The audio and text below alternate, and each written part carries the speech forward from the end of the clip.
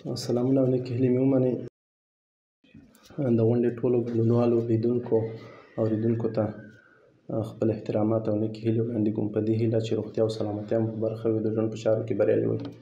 قدرمنو، دا چې دغه سیمینار په لاره اچول سوی دی او د دې په لړ کې به نور هم دغه جریان ته موږ ادامه ورکوو او ځینې مسایل څېړنیز مسایل به سره څېړو، بحث به پرې کوو.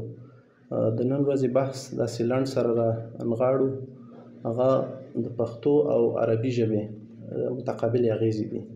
یعنې دغه بحث ادبیاتو پورې اړوند دی چې مخکې له دې نه چې اغیزو یا دې ته ورسو چې یوه ژبه څنګه په بلې ژبې نفوذ کوي یا څنګه د یوې ژبې لغتونه بلې ژبې ته داخلیږي، همداسې د ګرامر په برخه کې او نورو برخو کې. دې نه مخکې به موږ راسو په ژبکورنۍ باندې به وغږیږو. ژبکورنۍ یعنې هغه کورنۍ چې یوه ډله ژبې پکې راغونډې شوي وي. څنګه ژبې؟ داسې نه کېږي چې مطلب عربي، پښتو دا د ټولې پکې د نورو کورنۍ ژبې دې په دې ژبکورنۍ کې راغونډې شي، نه، بلکې داسې دی چې په ژبکورنۍ کې هغه ژبې راغونډېږي سره چې هغه په خپل مابین کې نسبي اړیکې سره ولري. نسبي اړیکې دا معنا چې په مورفولوژیک او فونولوژیک لحاظ باندې ګډې ځانګړنې ولري سره.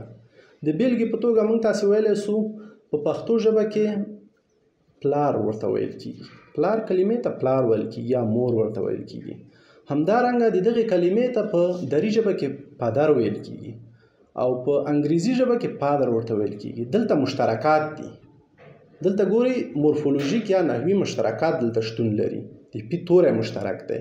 نو موږ ویلی شو چې دغه د پښتو ژبه، انګریزي ژبه، همدارنګه په لرغونې سنسکریت ژبه کې په هغې کې پیټا ورته وایي، پیټا پلار ته وایي، هلته هم پي مشترکه دی. نو دلته موږ ویلی شو چې لرغونې سنسکریت ژبه، فرانسوي ژبه، همدارنګه نورې اروپایي ژبې، یوناني ژبه، لاتیني ژبه، دا د موږ تاسې دا ټولې ژبې په یوه کورنۍ کې سره غونډې شوي دي او د پښتو په شمول باندې چې زموږ تاسې ژبه دی. دغه کورنۍ هندو اروپایي ژبکورنۍ نومول شوې دی. یعنې پوهان صاحب مجاور احمدزیار ویلي دي چې په نړۍ کې د سلو په شاوخوا کې ژبکورنۍ شتون لري. په دغه مختلفې کورنۍ دي، خو د موږ تاسې ډېر بحث په دغه دوو کورنۍ ده چې یو هغه کورنۍ چې عربي ژبه پورې اړه لري او بل هغه کورنۍ چې د موږ تاسې پښتو ژبه پورې اړه لري. یوه کورنۍ چې ډېره مشهوره او مهمه ژبکورنۍ ده هغه هندو اروپایي ژبکورنۍ ده چې ځینو پوهانو، ځینې جرمني پوهانو دې ته هندو جرمانیک نوم هم ایښی دی. هندو اروپایي ولې ورته وایي دې کورنۍ ته؟ هندو اروپایي ځکه ورته ویل کېږي چې دغه له هند او دغې سیمې نه تر جرمني او دغو سیمو پورې ویونکي لري. دغه مکمله سیمه تقریبا همدغې کورنۍ احاطه کړې ده او په دې کورنۍ کې ډېرې زیاتې ژبې رانغاړل کېږي او تقریبا داسې ویل کېږي چې د دغې کورنۍ ژبې 1.7 میلیارده خلک د خلکو مورنۍ ژبه دی. په همدغې مورنۍ ژبې په همدغې کورنۍ پورې اړوندېږي، هندو اروپایي ژبکورنۍ پورې. همدارنګه ویلی شو چې په نړۍ کې نن سبا کوم اټکل چې سوی دی یا کومې څېړنې چې سوي دي د هغې ریزلټ او نتیجه یې اعلان شوی دی، د 7,000 په شاوخوا کې ژبې شتون لري. په دغه تعداد ژبو کې تقریبا ځینې پوهان وایي چې نیمې د مرګ له ګواښ سره مخ دي، یعنې مړې کېږي. ژبې اکثریت وخت د وخت په تېرېدو سره دا له منځه ځي، یا تغییر مومي، په بله ژبه اوړي، یا له هغې ژبې څخه نورې لهجې منځته راځي، یا همداسې بدلون پکې راځي.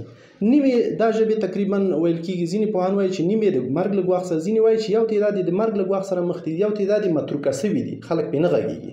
اوس تاسو به پوهېږئ چې اوستا یوه ژبه دی چې ټولې غربي ژبې له دې څخه دغه لویدیځې ژبې، البته دا د ایران ډله ژبې، پرژن ژبې، دا ټولې له اوستا ژبې څخه راوتلي دي. حتی زموږ تاسې ژبه هم په مورفولوژیک او فونولوژیک لحاظ باندې له اوستا ژبې سره تړون لري.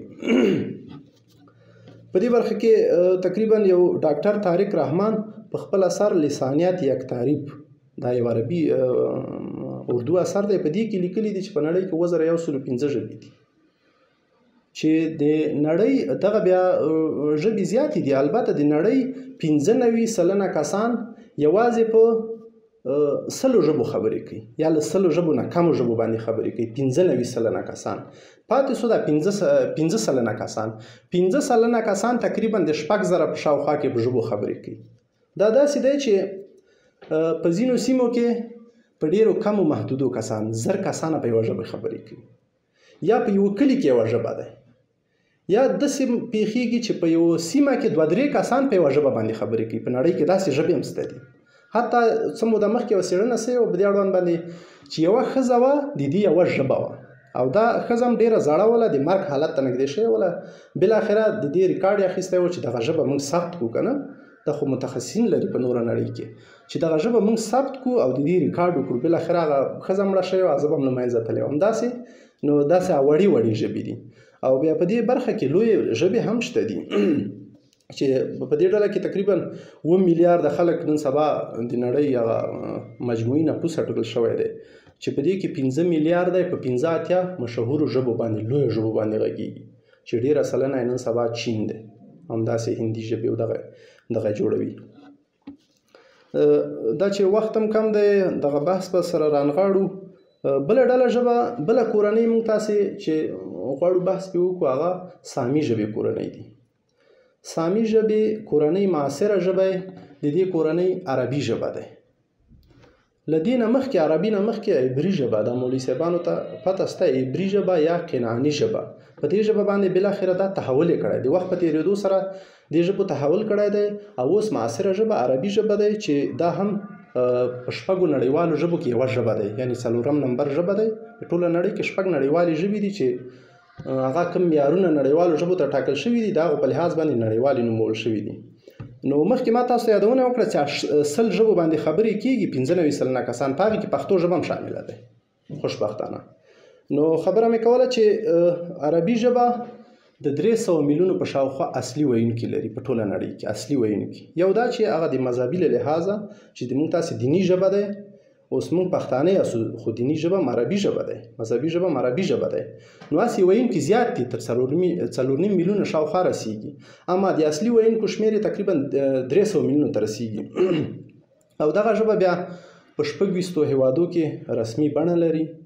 د سعودي عربستان، بحرین، عراق او دغه هیوادونه د عربي ممالک چې دي دغه ټولو ژبه عربي ژبه دی او په خپله بڼه باندې پاتې دی او 1.9 میلیارده خلک په نړۍ کې په عربي ژبه باندې نن سبا خبرې کوي. او یوه نوې څېړنه دا چې 4مه ژبه ده په ټوله نړۍ کې چې په انټرنیټ کې کارول کېږي عربي ژبه. دا نوې مسله ده پکې.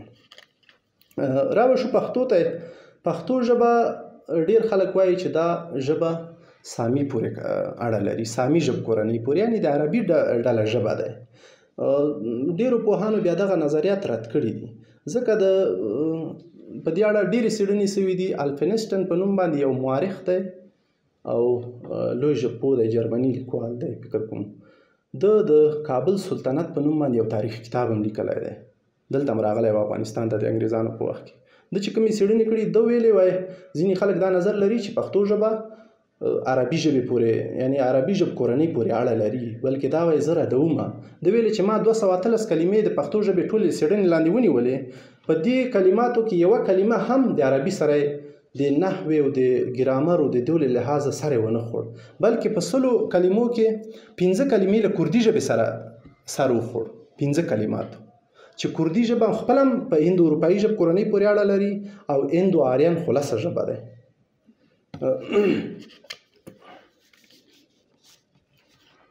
بله خبره دا چې موږ وایو چې پښتو لرغونې ژبه دی. کله چې دغه تمدن منځته راغی او پوهان داسې وایي چې تمدن منځته راغی بشر منځته راغی بالاخره د دوی یوه ژبه وله یوه منشا یوه د ژبې دغه ژبه داسې کومه لیکلې کتیبه یې نشته دی اوس اما د تاریخي او مقایسوي ژبپوهنو په مرسته باندې موږ کولی سو چې دغه بحثونه سره منسجم کو او بالاخره هغه منشا ژبې ته موږ تاسې ورسیږو چې منشا ژبه به څه شی وله د انسانانو. ته تر اوسه داسې معلومه نه دی خو څېړنې پرې روانې دي. دغه منشا ژبه ځینې بیا وایي چې آریک ژبه وله. آریک ژبه تقریبا 2400 قبل الميلاد کې د هندوکش د غرو په لمنو د آمو سیند په دغو ساحو کې خلکو په خبرې کولې. بالاخره له هغې نه وروسته مهاجرتونه پیل شول، د هند په طرف، د ایران په طرف پراخ مهاجرتونه رامنځته شول او دغه کسان سره وکوشېدل له دې سیمې نه. دغه اریک ژبه سره ټوټه سوله یا په نورو لهجو باندې تبدیله سوله. یوه لهجه یې سنسکریت ژبه وله، بله لهجه یې اوستا ژبه وه چې مخکې مې یادونه وکړله، او پوهان وایي چې بله لهجه یې درېیمه لهجه یې پښتو ژبه وله چې 2400 قبل الميلاد کې د اریک ژبه وله. له هماغه ځای نه د پښتو ژبې منشا راخیستې ده. بالاخره د وخت په بدلون سره، د لهجو په بدلون سره تر نننۍ بڼې پورې را رسېدلی دی. سنسکریت ژبه د هند په طرف چې کوم کسان تللي وو، د دو سنسکریت ژبه سوله. اوس هم په هند کې اکثره دا کتابونه چې دي، د پخواني لرغوني اثار او متون چې دي، دا په سنسکریت ژبه باندې لیکل شوي دي. نو د هغوی خلکو کتابي ژبه اوس هم سنسکریت ژبه ده. ټولې هندي ډله ژبې له سنسکریت نه رازېږېدلې دي. بیا وروسته که هندي ژبه ده، که پنجابي ده، که نورې مراټي ژبې دي، ډېرې زیاتې ژبې دي، تقریبا د 100 شاوخوا کې په هند کې ژبې دي. دا ټولې منشا یې سنسکریت ژبه ده. اوستا ژبه هم بیا داسې بېلابېل هغه لري. اوس دغه پارسي چې ده، پرژن د ایران ژبه ده. پارسي په 3 کټګورۍ، یو لرغونې پارسي وله چې هغه له منځه تللی ده، د اوستا تولید و. بالاخره منځنۍ پارسي منځته راغلی. له منځنۍ پارسي نه بیا د اوسنۍ معاصره پارسي منځته راغلی ده. یا دري هم یوه لهجه ده د پارسي، که نه ځینې وایي دري ژانته ژبه ده، نه دا د پارسي ژبې یوه لهجه ده. نو پښتو بیا په مستقله له مغه ځای نه چې منشا راخیستی دی، تر ننه پورې پښتو ژبه راغلی دی چې ځینې وخت په لهجوي لحاظ باندې سره بدلونونه پکې راغلي دي. نو قدرمنو، دا چې پښتو ژبه هم یو لرغونې ژبه ده، یو دا د طبیعت یو قانون دی، یو اصول دی په طبیعت کې چې هیڅ قوم یا هیڅ ژبه سوچه ژبه نشته دی. اصلي بحث ته به راشو. سوچه ژبه په نړۍ کې نشته دی، چې مطلب داسې ټولنه موږ تاسې نسو لیدلی چې ټوله د خودکفا وي، هر څه دې دا ولري، تولید دې هم دا ولري، نور بزنس تجارت دې هم په خپله ولري سره. یعنی ژبه هم همدغسې دي. ژبه خو د ټولنې مال دی. د ټولنه چې څنګه تحول کوي، تبدیل په ټولنه کې راځي، تغیرات په ټولنه کې پیښیږي، همداسې مستقیم اثر یې په ژبه باندې وي. هغه لغتونه چې مطلب په پښتو ژبه باندې د عربي ژبې ډېر پراخ اغېز دی د لغتو له لحاظ نه. دا اغېز ولې علت د دې اغېز څه دی؟ کله چې اسلامي تمدن یا اسلام خراسان ته راغی، له عربو موږ ته اسلام راوړ کنه. دلته چې راغی نو دلته له دې نه مخکې هم پښتو ژبه وله، اما په دغه اوسني لیکدود باندې نه لیکل کېدله. مخکې په یوناني لیکدود وله، له یوناني نه مخکې په خروشتي لیکدود باندې پښتو ژبه لیکل کېدله. نو بالاخره نن سبا چې موږ تاسې ګورو، دا پښتو ژبه د یو جمله، هغه ورځ ما د دري یوه جمله لوستله، د کلمې مې چې داسې حساب کړلې، نو تقریبا ډېرې ټولې کلمې د عربي ولي. ما لیدې کې نو د هغه خالي هغه د رف توري دا مسایل پکې د دري ژبې وو یا د پښتو هم همداسې دی تقریبا. خو اوس پوهانو ویلي دي چې 25 سلنه یا تر 150 سلنو پورې پښتو ژبه کې د عربي کلمات شته دي. نو یعنی هماغه د اسلام د دین د راتګ مسله دی چې افغانستان یا په ټوله کې خراسان، لرغوني خراسان ته راغی او دلته دغه ژبه سره پښتو ژبې باندې اغېز وکړ بالاخره، او پښتو ژبه کې نور لغات هم پلي کړل. کوم تغییرات او بدلونونه او پرمختګونه چې په یوه ټولنه کې پیښیږي، که هغه اقتصادي، مخکې مې یادونه وکړه، اقتصادي تغییر وي، سیاسي تغییر وي، ټولنیز تغییر وي، د تخنیک له لحاظه، د ټکنالوژۍ له لحاظه په ټولنه کې تغییر راځي، بالاخره اثر یې په ژبه باندې شته دی. تاسو ته دا ثابته شوي وي که چیرې مطلب موږ تاسې 100 کاله مخکې کمپیوټر نه پېژانده، یا موږ تاسې سمارټ فون، دا اوس چې په پښتو کې ډېر دود دی سمارټ فون که نه، خو موږ متاسفانه پښتو کې ورته لفظ نه لرو، او ضرور هم نه ده چې جوړ شي. کمپیوټر ته ضرور نه ده چې لفظ جوړ شي. ځینو هڅه کړې وه چې راډیو دې شیانو ته پښتو کې لفظونه جوړ کړي، خشدبله یو دا مسایل جوړ کړي. نه، دا نړیوال مستعار لغتونه دي چې په ټوله نړۍ کې په ټولو ژبو کې پیاده دي او پلي کېږي او ټوله نړۍ کې ترنه استفاده کېږي. همدارنګه تخنیک د کلتور په برخه کې چې دا هم په ټولنه ډېر زیات اغېز لري. څو کاله مخکې چې اسلامي امارت حاکم نه و، دلته ځینې سریالونه خپرېدل، بالاخره چې بېګا به کوم سریال وکتلو یا کوم لفظ، کوم اصطلاح، کوم لغت چې به استعمال شو، هغه به سبا د موږ تاسې په ژبه کې دود و. یا داسې ویلی شو چې مخکې خو دلته انګلیسي ژبې ډېر حاکمیت درلوده، هر چا به پښتو ژبه کې په نورو عادي ژبو کې انګلیسي لغات استعمالول. یعنی که چیرې یو سیاسي ګوند خپل ځای بل سیاسي ګوند ته پرېږدي، یعنی په ټولنه کې سیاسي بدلون رامنځته کېږي، دا هم په ژبه ژور اغېز کوي. هغه سیاسي کلمات او هغه مسایل او هغه لغات او څه چې په هغه سیاسي ګوندې استعمالول د خپل نظام د ګټې په خاطر باندې هغه لغوه شو، ختم شو. بالاخره دغه مسله دلته هغه ته پاتې شوله، بل نظام ته پاتې شو. اوس مثال الحمدلله اسلامي امارت راغلی دی، دلته عربي ژبه ډېره راغلی. اوس هغه مسایل چې هلته انګریزي ویل کېده اوس دلته عربي په پښتو کې ډېره دود دی. دلته دا سوال پیدا کیږي چې هغه کم لاملونه یا کم عوامل دي چې ژبې یو پر بل اغېز پرې باسي.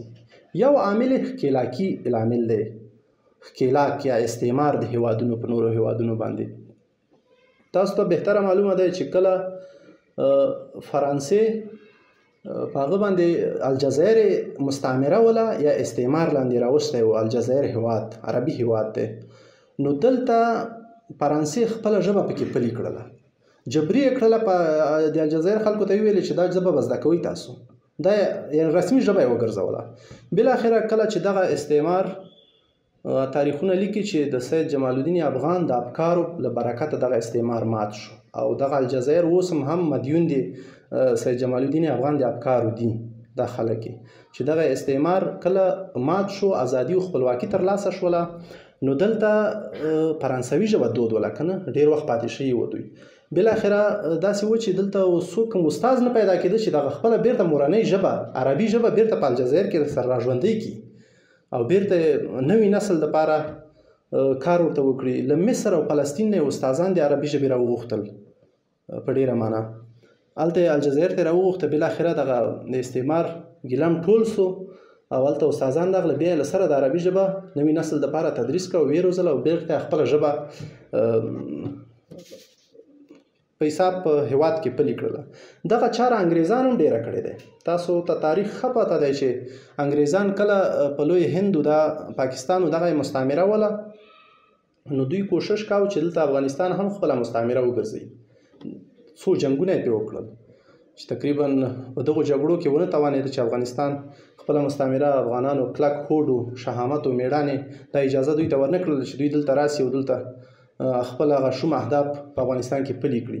بالاخره موږ تاسې ګورو چې اوس په پاکستان کې تقریبا ډېره سلنه انګریزي ژبه تقریبا رسمیت لري په ایجوکیشن، تعلیم او همدارنګه په مکاتبو کې او په دفتري کارونو کې او په راکړه ورکړه ټول انګریزي ژبه ده. دا برکت د هغه استعمار و دلته چې د انګریزي ژبه پاتې کړله. او بالاخره په هند کې هم داسې در واخله، په جنوبي افریقا کې در واخله، یعنې انګریزي ژبه اوس تقریبا په دوی کوشش کاوه کله چې دغه ژبه غلبه وکړي بالاخره هغه کلتور خپل اهداف دوی ښه پلي کولی شي. کله چې دلته ژبه پلي کړه، موږ تاسې په ژبه کې او پردۍ ژبه کې خو اهداف نه پلي کېږي که نه، ځکه نه پرې پوهېږي څوک. نو دا مسله دی. د سیاست مسلې ته مو اشاره وکړه. ټولنیز مهاجرتونه دي. نن سبا تقریبا دغه څو لسیزو راهیسې د افغانستان میلیونونه وګړي بهرنۍ هیوادونو ته د جګړو له وجې نه مهاجرت، ډله ییز مهاجرتونه یې وکړل. همدغه هم یو وجه کېدلی سي چې پر ژبو باندې مستقیمه اغېزه وکړي، ژبې یا غني کړي یا ژبې له خپو وغورځوي. نو داسې هم کېدلی شي. اوس تاسو ګورئ چې په پاکستان کې زموږ تاسې ژبه 15% نه زیاته هلته ویونکي لري په پاکستان هیواد کې. نو حتی هغوی د خپلو شخصي هغه دپاره دې دپاره یو ایالت دپاره پښتو ژبه رسمي ژبه نه ده ګرځولې. حال دا چې د پنجابي ژبې نه راوروسته دویمه ژبه دی پښتو په پاکستان کې، خو دوی هېڅ کم پوزیشن یې پښتو ژبې ته نه ده ورکړی. حال دا چې په کوزه پښتونخوا کې باید یو څه ورته هغه کړي ولی، مشخص کړي وی. اقتصادي مسایل دي، اقتصادي پروژې دي په هیوادونو کې. څومره چې د هیوادونو ترمنځ د اقتصادي مسایل، اقتصادي کړنلارې دا عملي کېږي او دغه اقتصادي راکړه ورکړه او راشه درشه دا سره زیاتېږي، په هماغه اندازه ژبې سره نږدې کېږي. کله چې ژبې نږدې سولې، فرهنګونه، عنعنات، کلتور دا مسایل سره نږدې کېږي. همدارنګه که چیرې په اقتصادي لحاظ باندې هیوادونه سره تعامل ته ورسیږي او یعنی دا معنا چې زما ګټه وي ستا ګټه دې وي، نو په دغه حالت کې بیا هم پر ژبو باندې ژور تاثیر کوي. دغه عوامل وو او چې یعنې یوه ژبه بلې ژبې ته نفوذ کوي، دغه هغه عوامل وو.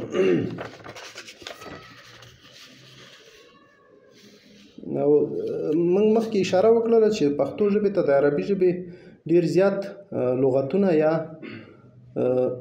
ویونه راغلي دي. هغه خو یو علت یې هغه و چې د اسلام د مقدس دین خراسان ته راغی او دلته د اسلام دین مقدس دلته پلی شو په افغانستان او په خراسان کې، او دغه مسله یادولو وړ دی. بل دیني او مذهبي مسله همدا وله، بل د فلسفې او منطق مسایل و چې ځینې لغتونه دي، مطلب کنه لکه تصوف، حکمت، منطق او دا مسایل دي، دا هم د عربي ژبې خاص هغه دي. په عربي ژبه کې ګورئ 8 توري دي، فکر کوم په عربي ژبه کې زه ډېره مطالعه نه لرم، خاص توري دي 8 چې سوات او دغه مسایل هم پکې دي. په دغو کلمو کې چې کوم کلمې له عربي ژبې نه پښتو ته راغلي دي دغه په خپل حالت باندې پاتې دي. عموما دغه پښتو ژبه ډیره کراسواټي په ژبه ده، یعنی ځان ساتي ژبه ده. تاسو وګورئ په دري ژبه کې یو وخت کې د مؤنث او مذکر مسله وله، اما د وخت په تېرېدو سره دا له منځه لاړله، خپل ځان یې ونسو ساتلی. پښتو ژبې د خپل محکم هغه جوړښت له لحاظ نه چې هغه لرغونتوب یې وګورئ د دې ژبې، دا ژبه تر اوسه پورې همغسې پاتې دی، محکمه ژبه پاتې دی. ځینې عربي کلمې راغلي دي دلته د عربي الفاظو، اما دې ژبې په خپله بڼه راړولې دي. لکه موږ تاسې مثال ورکولی سو، کیسه مخکې په سوات لیکل کېدله، اما اوس یې په سین لیکي، خپلې بڼې ته پښتو راړولې دی. له توجه نه مو نړۍ مننه. دا و داسې لنډ سیمینار. ښاد آباد اوسئ. خدای وکړي ستاسو د خوښې وړ ګرځېدلی وي، د لیدونکو د خوښې وړ ګرځېدلی وي. په چارو کې تاسو ته بریا غواړم. نړۍ مننه. ښاد اوسئ.